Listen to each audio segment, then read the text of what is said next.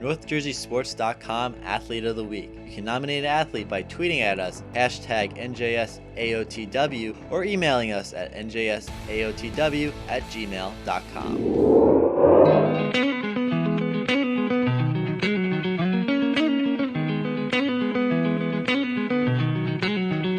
We are Hitting the Post, NorthJerseySports.com's original multimedia series talking all things soccer across North Jersey. This is Season 4, Episode 4, a special edition. I am Corey Doviak, flying solo here just for a moment to set up what is to follow, as we are going to do a one-on-one interview with longtime Ramapo girls soccer coach Paul Heenehan. Yesterday, word came down, actually broken here on the Twitter account of NorthJerseySports.com. Follow us at NJSCom. That Coach Heenehan was stepping down after 39 years in charge of the Green Raiders. He started the program. He's been the only coach the program has ever known. He has won 747 games as said head coach of the Ramapo girls soccer program. So we've got a lot to talk about with him about what prompted this decision, about what comes next, and what happened over the last 40 years. We are sponsored by the Complete Performance Baseball Academy. Check them out at CompletePerformanceBaseball.com. All right, well, we're going to start this exclusive interview here with a tweet that was sent out from the Ramapo Athletics account yesterday. It said, to quote it exactly, 39 years, 747 wins, 26 league titles, 23 sectional titles, 12 Bergen County titles, 13 state titles, and 1 national championship, 1 program, 1 coach. Let's welcome in Paul Heenehan. Coach, thanks for joining us here. Thanks for having me. So what does that, when I read that back to you, what does that mean to you, one day after you announced your retirement from the Ramapo girls soccer program? I don't know yet. I honestly believe that I've got to step away for a while to be able to absorb all that. Joe Spafford is our Ramapo account tweeter, and he's wonderful and been a big fan of mine, and his wife played for me, and it was very nice of him to put that out there, but by no stretch of the imagination am I kind of overwhelmed today because of numbers. I'm overwhelmed because of the outpouring, as I just said to you, Corey, that through text, tweets, emails, Facebook posts, of such wonderful comments made by people I've known over the last 39 years. It's been amazing. Yeah, and I want to thank you, too, because when I started NorthJerseySports.com all those years ago, I don't remember where I was following you, but I was the Group 3 state semifinal somewhere. Might have been 1999 or 2000. I'd cover a couple games, and after the game, I came over to talk to you. And I'll be honest, I was scared to death to talk to you. I mean, I heard the voice. I knew the tradition. I said, well, this guy's going to chew me up here. I don't know what I should say. But anyway, you were one of the first people who said to me, you know what, the kids really like what you're doing. Just stick with it. So here we are 16 years later or whatever it is having this conversation. So I want to just chip in my 2 cents worth to say thank you. Well, I appreciate that, Corey, and I meant it then, and I mean it now. I think what you have created is such a classy, form of media, and you do some wonderful things for the kids, and you're a great person to be around. Well, right back at you. All right, let's talk about some of this career here. I barely missed the Lizzie Reed years. I started when, they were still talking about, did you know Ramapo had Lizzie Reed? But just, some of the players that have gone through this program. I mean, I saw Brittany Steinbrook, Caroline Shigaris recently, Jen Andreessen, who's in her senior year at Rutgers. There's a zillion, and there's a lot more that I, just don't remember off the top of my head. But just what does it mean to have been able to, not only watch these players, because I still talk about it, but to have an actual part in their growth as women and also as, soccer players throughout your career? I mean, it's the personal relationships. You've got a zillion of them. Talk a little bit about that. It's been the most rewarding aspect of all of it. You started the program with a lot of numbers that I think someday will catch hold and I'll really appreciate. But it's what you just said. I'm very, very hesitant to start naming names because inevitably I'm going to leave people out and I'm going to feel horrible about it. From current players to, players I had in 1978, 79. There have been so many talented players that have come through the Ramapo program. But more importantly, and I know it's cliche-ish or, it's what you might expect to hear, but it's so true that the personalities, the people that have gone through the program, what I will say is this. I'm getting a lot of nice compliments, and I think that happens, in situations like this, and people have been very nice. But what these players will never know or believe or understand is what an impact they had on my life, my wife's, my family's. Ramapo girls soccer has been just such a positive, entity in our life. And, it's funny. I've said that this decision to step down has been very, very easy because if I'm consistent, I've always said to the kids and to the program and to people that family is number one. And my family's always been number one to me. And, my boys were very, protective. Are you sure, Dad? You don't have to do this for us. It's, you don't have to. Let me tell you something. I can't wait to be in hailing distance of my son's and new grandson. And so Marion and I are doing this for all the right reasons. And as I told the program yesterday when I met with the 50, 60 girls that were in the room, I said, I'm not retiring from coaching. I don't think I'll ever retire from coaching. That's like, saying I retired from teaching 3 years ago, but what am I doing? I'm teaching at William Patterson. I'm still teaching. You don't ever retire as a teacher or a coach. And I said, this is a life change for my family, and we are really, really looking forward to spending next fall, hopefully by next summer, next fall, up in the Boston area. Well, selfishly, I'm happy that you're going up there too, because as you know, I called you from looking for a good restaurant in one of your local haunts up there.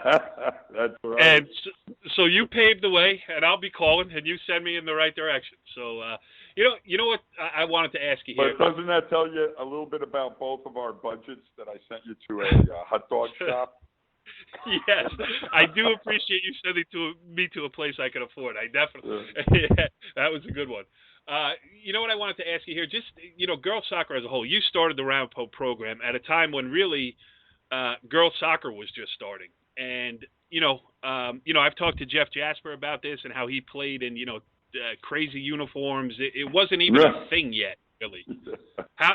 And now you look at where this game has gone. I mean, I was down there the other night watching Northern Highlands, Hopewell Valley in the Group 3 semifinals. Your teams, IHA teams. I mean, girls soccer is crazy. The pace of play, the skill of the athletes, the recognition that it gets. All of these things is such a sea change from where it was when you started. Can you take some satisfaction? I mean, listen, I'll say you've played a huge part of it. You won't, because that's not your way. But can you take a little bit of satisfaction knowing that you helped move this thing from where you started to where it is now? Whether I helped move it or not, that's up for speculation. What I will say is, how cool has it been that I've been a part of it and seen it happen firsthand, and been there through the entire growth process. I always took tremendous pride in being a part of Title IX. Yes. I think I tell kids all the time, and my own kids included, if you have an opportunity to do something that's never been done before, do it. Because to be the first to do something or to start something, it's no different in the business world. You ask some of these people that start their own business, why, you have an opportunity to sell out. Why don't you retire? Why don't you get out of it? Because it's yours. It's something you started. You're there from the beginning. It's more than just a business. It's more than just a team. It's more than just, Title IX. But to be a part of all of it has been amazingly rewarding. I cannot even put it into words. We did Jeff, myself, Sue Liddy, another great Jacob one. Brown. We did a thing a couple of years ago that I walked away from going, wow. I was so impressed to be in the same room with these people. And then you take a step back and go, we were all part of something amazingly special. Jeff tells that great story about his uniforms. And my thing was that they gave me a soccer field that was literally 44 and a half yards wide because the penalty areas barely fit in it by, I think it was 89 yards long, and I couldn't have been happier that this was my field. You can't even blame Augie for that. That was pre-Augie. Yeah, way pre. Let me tell you, way pre-Augie. But and it has grown, and I think it's the equality of it. And there's no better example of that than Ramapo. The use of our facility, the direction by our athletic director Ron Anello, Todd Meyer, certainly Mike Miello, the legend before all of them. Mm-hmm. The use of our facility is an athletic facility. Boys soccer, football, girls soccer, it's completely and 100% equal. To have thought that would have ever happened 39 years ago would have been a pipe dream at best. So you see the benefits of Title IX, you see the growth of female sports, and you can't help but take a tremendous amount of pride in the fact that you were there the whole time. Where do you see the sport going from here? I mean, there's still obviously more growth, with the women's national team, what they've done over the last decade plus, and, just so many more kids playing soccer nowadays. I mean, I still think it's in its infancy, kind of. I'm almost hoping the pendulum comes back a little bit, Corey, to be quite honest with you. I'm hoping it doesn't continue to swing in the direction that it's going. I don't mean that as a negative, but as a purist and a person who grew up believing in and have supported and worked in the high school environment. The value of high school athletics, I think, the waters are being muddied. I would like the pendulum to come back a little bit. Because I think the outside forces of club, AAU, traveling scenarios in all sports has really kind of tarnished the high school experience a little bit. And that to me is kind of sad. As coaches at the high school level, especially in soccer, we are battling a number of issues from college ID camps to now the new development academy, which some of us that are fortunate enough to have talented players in the program are going to have to address. And the squeezing of the club systems and the elite club systems into the high school season has made it really difficult. And it's the toughest on the athletes, the female athletes, because they got to make decisions, and they shouldn't have to make some of the decisions they're forced to make at 15, 16, 17 years old. And so where's it going? I think girls soccer, the talent is only going to continue to improve. But I think the sport in high school, we need to take a step back. I agree. I mean, I've been beating that drum for such a long time. I've been at a lot of the big county tournament games over the years, and, a Highlands Ramapo game. You're getting, at a county final, that IHA Highlands County final, there were 1,500, 2,000 people at the game. And then you go watch in college, this last week was a lot of conference championship games that have been on, and you see that there's 250 people at the game. And you realize, like, that's what everybody's striving for. And don't get me wrong. I have a senior in high school, my daughter. I'm definitely afraid of that tuition bill. I understand what it means to get a college scholarship. But from an athletic standpoint, it doesn't get any bigger than a Bergen County final at Indian Hills High School in front of a huge crowd where everybody knows who you are. And, I feel like it's always, people looking for what comes next instead of, hey, this is now and this is the greatest time of my life. Oh, I absolutely. I'm a huge believer in that. I tell the parents sometimes, not every preseason meeting, but I have in the past said, I hope you just all take time just to just kind of sit back and appreciate what your daughter's doing now, whether she plays for 80 minutes a game, 60, or 5 or 10 minutes a game. Appreciate what she's doing now, because these times go by too fast. And I'm a little taken back by how often kids come back from playing at the college level to say, man, high school was the best. And it's you want kids to hear that, so you want them to kind of embrace what they're doing now. But we do live in a society of what's next. What's next for my kid? What do I need to do to make sure my kid gets ahead? And I understand the pressures that parents are under. It's overwhelming. Like you said, I mean, the most obvious is the tuition payment that's looking at you. It's brutal. I filled out my FAFSA, and I found out that I'm going to get $1,000 to good luck. Help that's a death share off the Queen Mary. Yes. Here you go, kid. Here's one book, courtesy of the United States government. So, there are no more books, Corey. It's all online. True. All right. Here's one tab.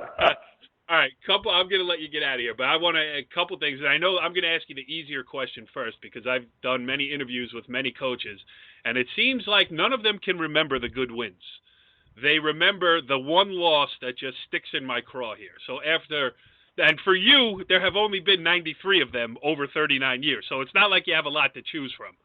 But give me that one where, you'll be sitting there with your beautiful wife, Marion, you'll be watching something on TV, and all of a sudden into the brain pops, oh, if I could adjust, or if we could adjust.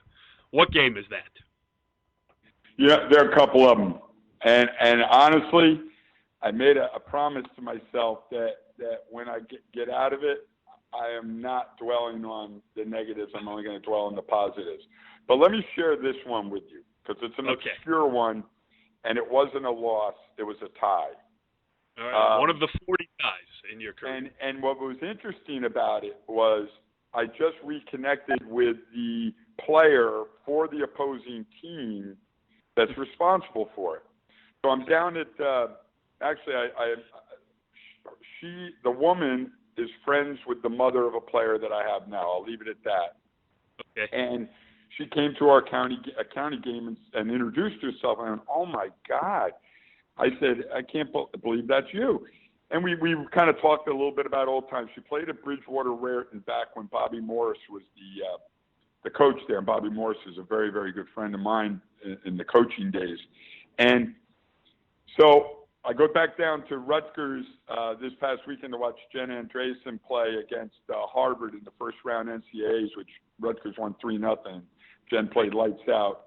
Fortunately, Carolyn Shigaris had tweaked her knee again, so she wasn't able to play, but that would have been pretty cool to see those two play each other at an NCAA tournament Division I level. Holy mackerel. But anyway, so this Jeanette is her name. Jeanette comes up, and I looked at her, I go, it's still one of the most agonizing ties ever. We're in the state final, 1986, and we tied 3-3 against Bridgewater Raritan. We were up 3-2. I was doing the classic subbing the kid on the outside right midfield, across the field to try and run the clock down. Yep. We got it down to 15 seconds. We're going to win the game. The official comes over and says, Coach, I don't like what you're doing. I go, tell me what I'm doing wrong. He says, I don't like what you're doing, and I'm going to change it. I said, excuse me, this is a state final. There's 15 seconds to go. You stop the clock. What are you going to do? He put 45 seconds back up on the clock. Oh. And honest to God, 32 seconds later, Jeanette Gephardt buries a ball in the back of the net, and we tied. That official never worked a game in Bergen County again in his life, I bet. Well, I will tell you, I immediately reached out to the state, to Jerry Lewis, who was, the head of officials even back then, and everybody told me, no, he's not allowed to do that. But it never changed the outcome. Though that one, and it's funny that you bring up losses and ties. I do forget them. I really do. Yeah. Until somebody comes along, and she was wonderful. Jeanette was wonderful, and what a player. She, I forget where she started, Virginia Tech, I think, and ended up playing at Monmouth. 4 years, phenomenal player. But yeah, so there are a couple of them out there. But you know what? I'm going to start making a real concerted effort to remember the big wins. Yeah, well, that was my next question. I mean, not even big win, but when. Well, you could give me a big win, but give me one game where that sticks with you, where you say we really accomplished something here, or wow, we really got this thing off the ground here as far as a program and a sport. What's that one? Well, let me give you both ends. Obviously, the most recent was our 2-1 win over Highlands at Highlands. Yes. The kids had prepared all season for that game. Irony is, I thought we even played better in the county semifinal 5 days earlier. But they were ready to play. They were so focused on that game. Weather didn't play a part in it. And we played. It was such a team effort. Huge, huge win for this year's team and for the program. The other end of it was, I'll never forget, Sandy Gordon was a senior, Lizanne Coyne was a sophomore, and Leslie Nacita was a freshman. Those three I kind of put together in this because we had just lost a player due to a major knee injury 5 days before, and we had to go down and play the number 2 team in the state, Steiner, as an independent. And this is, again, 1983. And the team we were reeling. We had lost Cindy Bishop to a knee injury. She had 99 career goals as a junior. They ever got to even senior year play because of this knee injury. We go down there, Steiner, and I'm a wreck. I'm hyperventilating on the bus, barely make the trip down there, think I'm going to pass out. I get off the bus. Marion looks at me and goes, "Are you okay?" I go, yeah, I'll be all right. I was so nervous about this game. We stepped on the field, and literally 18 minutes later, we were up 4-0. That's some crew you had there too. And we ended up winning. We ended up winning 6-0 in that game. And I think what it did is it solidified Ramapo girls soccer as a state and national power. We were able to take a Bob Pavarnik team, which is the guy who was known on a national level as coach, and just go down into his arena and do what we did, a man down. Boy, I'll tell you what, I don't know if I was ever more proud of the group. And I remember sitting on the bench with Sandy at the end of it, and I looked at her and I go, "Can you believe these young kids just pulled this off?" She just, at that time, Sandy never talked to me, so she just kind of nodded. And so that's kind of like both ends of it, and so many phenomenal, wins in between, and tough losses. But losses, it only makes you tougher. Yeah, and listen, your coaching tree is well established. I mean, people have played under you, have gone on to do great things, and not just in soccer, in a lot of sports. I mean, your legacy is strong here in Bergen County, in the state of New Jersey, and really for everything you've done for nationwide high school girls soccer. So, listen, I appreciate you coming on here and talking about it. I have been a fan of yours since the beginning, and I consider you a friend. And I appreciate everything you have done for me and for, sports in North Jersey for a very long time. So thank you. Well, feeling is very mutual, Corey, and I appreciate it. And I think the most important thing you said is the, friendship we were able to develop through this craziness. And, I'll always appreciate what you've done for high school athletics in northern New Jersey. I think you're class act, and I hope people appreciate everything you're doing. And we'll talk soon. Yes, Coach. It's going to be weird walking up to the Ramapo Dome next year and doing team pictures with somebody else, but we will tell some Paul Heenehan stories, and we will have a good time doing it too, and we'll continue the tradition of pushing the team over as well. Very good. Follow the leader.